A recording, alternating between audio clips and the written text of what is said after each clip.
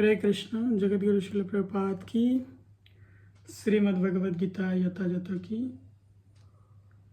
गौर प्रेमानंदे। हरे कृष्ण। हरे कृष्ण। सुस्वागतम। भगवद गीता नित्यम भागवतम नित्यम भगवद गीता कथामृतम। तो আমরা प्रतिदिन भगवद गीता चर्चा करी। आज के হচ্ছে 20তম दिन और प्रतिदिনের চর্চাতে কিছু কিছু শ্লোক আমরা নিই, একটা দুইটা তিনটা, ওই সিরিজ অনুসারে ডিসকাশন অনুসারে ডিপেন্ড করে কতটা শ্লোক আমরা পড়ি। তো এখন চলছে প্রথম অধ্যায়ের 36 থেকে আজকে আমরা পড়ব। তো তার আগের ওভারভিউ আমরা একটু হালকা দিচ্ছি। তো গতদিন আমরা পড়েছি 32 থেকে 35। তো এর আগে ভগবদ্গীতার প্রথম অধ্যায়ের 1 থেকে 23তম শ্লোকে 23 নম্বর শ্লোকে কৃষ্ণকে অর্জুন বলছে কি আমাকে দুই পক্ষের সৈন্যের মাঝখানে নিয়ে চলো, আমি দুই পক্ষের সৈন্যদের দেখতে চাই কারা কারা ধৃতরাষ্ট্রের দুর্বুদ্ধি পুত্রদের সহযোগিতার জন্য এখানে আসছে। সো ভগবানের নির্দেশ অনুসারে, অর্জুনের নির্দেশ অনুসারে ভগবান শ্রীকৃষ্ণ তাকে দুই পক্ষের সৈন্যদের মাঝখানে নিয়ে গেছিলেন এবং অর্জুন সেই অবস্থায় নিজের আত্মীয় স্বজন পরিজন পুত্র সবাইকে দেখে সে একদম ওভারওয়েলমড হয়ে গেছিল, একদম ইমোশনাল হয়ে গেছে তাদেরকে দেখে, এবং সে ইমিডিয়েটলি সিদ্ধান্ত নিয়েছে আর যুদ্ধ করবে না। কেন করবে না? তার বিশেষ বিশেষ কিছু কারণ অর্জুন যুক্তির মাধ্যমে ভগবানকে দিয়েছে। এবং এই 28 থেকে 46 নম্বর প্রথম অধ্যায় 46টা শ্লোক আছে, 46 পর্যন্ত শ্লোক সমূহে অর্জুন 5 প্রকারের যুক্তি দিচ্ছে যে আমার জন্য যুদ্ধ না করার কতটুকু ফায়দা বা আমি কেন করতে চাইছি না। তো প্রথম যুক্তিতে অর্জুন দিয়েছিল কি, প্রথম যুক্তি ছিল অর্জুনের যে দুর্বল হয়ে গেছিল একদম নিজের আত্মীয় স্বজনদের দেখে ইমোশনাল হয়ে, তাই সে করুণা বা কৃপার দ্বারা দয়া তার মধ্যে প্রকট হয়ে গেছিল যে নিজের মিত্রদের বা পরিবারের লোকেদের হত্যা করব না। স্বাভাবিক ভক্তদের দয়া থাকেই। সেকেন্ডলি সে 31 থেকে 35তম শ্লোকে সে বুঝছে যে আমি যুদ্ধ করতে চাইছি বাস্তবিক অর্থে কেন, কারণ আমি উপভোগ করতে চাই, এনজয় করতে চাই, রাজ্য বা প্রজাদেরকে আমি লিড করব এবং আমি অনেক বেশি কী করব, রাজ্য সুখভোগের আশায় আমি নিজের আত্মীয় স্বজনদের মারতে চাইছি। তো এখানে অর্জুনের ইচ্ছা ছিল কি যে রাজ্যের আশায় যদি মারি তাহলে এদেরকে মারার পরে রাজ্য ভোগ করার ফায়দাই বা কী? রাজ্য পাওয়ার পরে তো নিজের লোকেদেরকেই আনন্দ দিতে হয়, কিন্তু সেটাই নেই। সেকেন্ডলি হচ্ছে পরিবারের লোকেদের হত্যার বিনিময়ে রাজা হয়ে আমি কি কি এখানে পেয়ে যাবো, এগুলো তো জাহিল কর্মকাণ্ড। তাই জন্য সেকেন্ডলি সে রিজন দিয়েছে যে আমি যুদ্ধ করব না, কারণ নিজের পরিবার বা নিজের লোকেদের মেরে যুদ্ধ করে বিজয়ী হওয়ার কোনো কারণ নেই। 36 থেকে 38 নম্বর শ্লোকে অর্জুন পাপ সম্পর্কে বলছে যে এখন আমি আমার পরিবারের লোকেদের মারব, মানে আমি পাপী হয়ে গেলাম। কি প্রকারের পাপ? 36 নম্বরে বলছে অগ্নিদাতা, বিষদাতা, শস্ত্রধারী, দন এবং শত্রু ও স্ত্রী অপহরণকারী 6 জনই আততায়ী বলে স্মৃতি শাস্ত্রে অভিহিত আছে।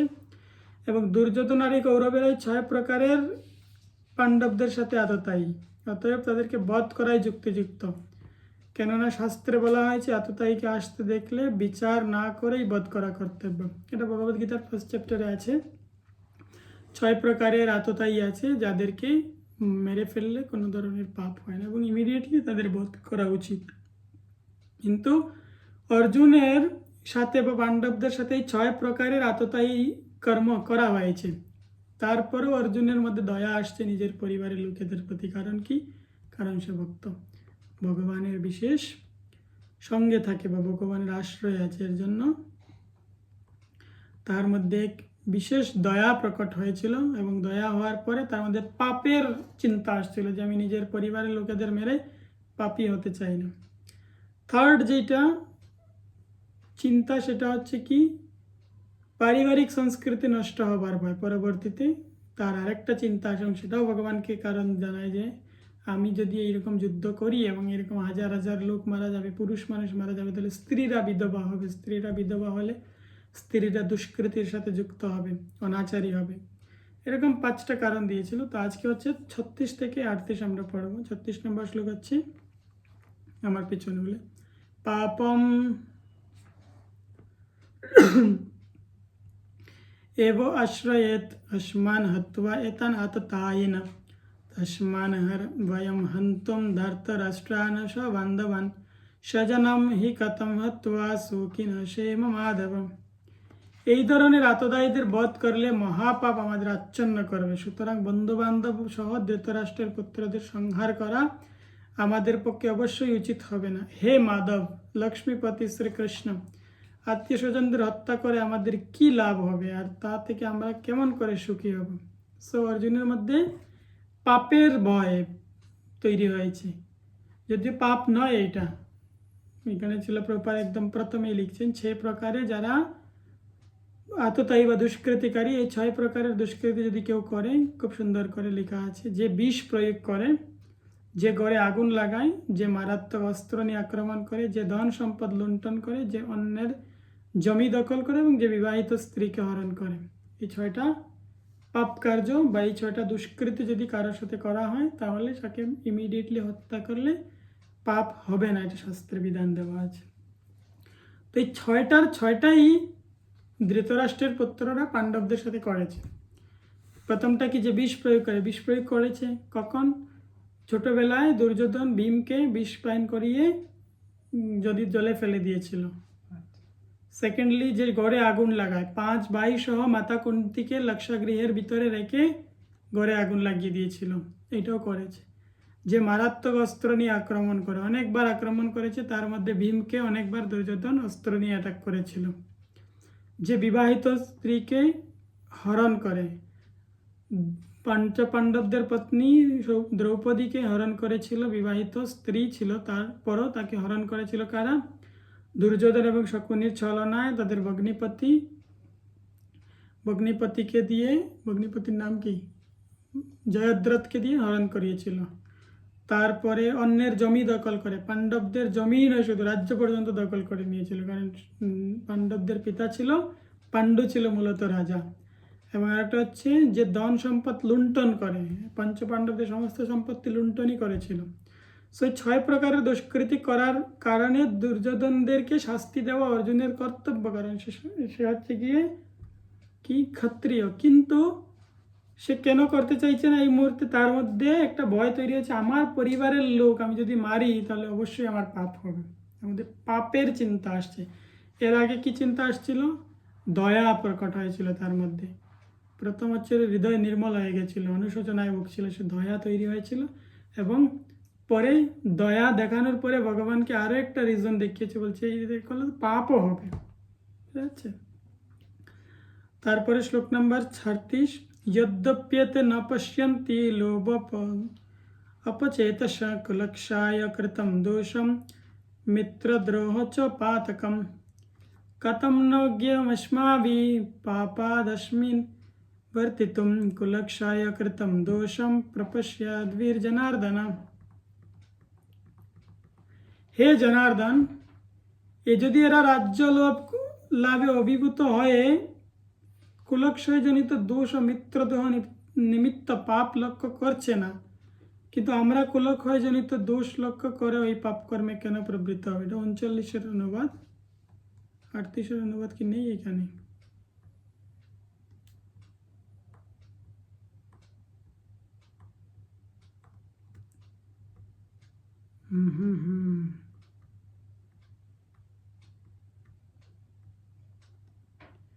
তো পিডিএফে 38 নম্বরের অনুবাদই নেই।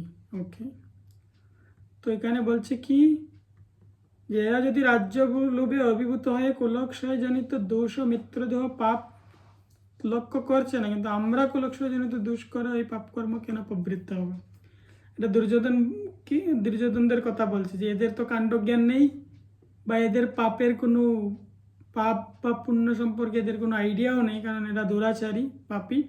সে সূত্রে আমরা কেন এরকম পাপ করবো? কুলক্ষয় মানে কি? নিজের বংশের লোকেদের হত্যা করা। তো বংশের লোকেদের হত্যা করার মধ্যে কি সুখ আছে? এটা হচ্ছে অর্জুনের মূল কথা। এবং কেনই বা এরকম পাপে যুক্ত হব? সো এখানে অর্জুন পাপ সম্পর্কে বলছে, এদের হত্যা করলে আমাদের মহাপাপ আচ্ছন্ন করবে, এই ধরনের চিন্তা অর্জুনের মধ্যে আসছে। তো কৃষ্ণ যদি বলেন তোমার মতো কৌরবদের বন্ধুবাদ জনিত পাপ সমানই হবে, অতএব এরা যেমন বন্ধুবাদ জনিত পাপ স্বীকার করে যুদ্ধে প্রবৃত্ত হয়েছে, তুমিও সেরূপ হও। এই কথা আশঙ্কা করে অর্জুন বলছেন, রাজ্য লোভে অধিভূত হয় এই পাপ লক্ষ্য করছে না, কিন্তু আমরা তা লক্ষ্য করছি। হে জনার্দন, যদিও এরা রাজ্য লোভে অভিভূত হয়ে কুলক্ষয়জনিত দোষ ও মিত্রদ্রোহ পাপ লক্ষ্য করছে না, কিন্তু আমরা কেন করবো? অর্জুনের পয়েন্ট হচ্ছে এদের কথা ছেড়ে দিন। কৃষ্ণ যদিও বলেন যে এরাও তো করছে, তাহলে তুমিও করো। তো তার আগে অর্জুন কি করছে? অর্জুন পয়েন্টকে কাট করে দিচ্ছে, বলছে যে আমি কেন করবো, বা আমরা তো ধার্মিক লোক, আমরা কেন করতে যাবো এই প্রকারের কুলক্ষয়জনিত পাপ।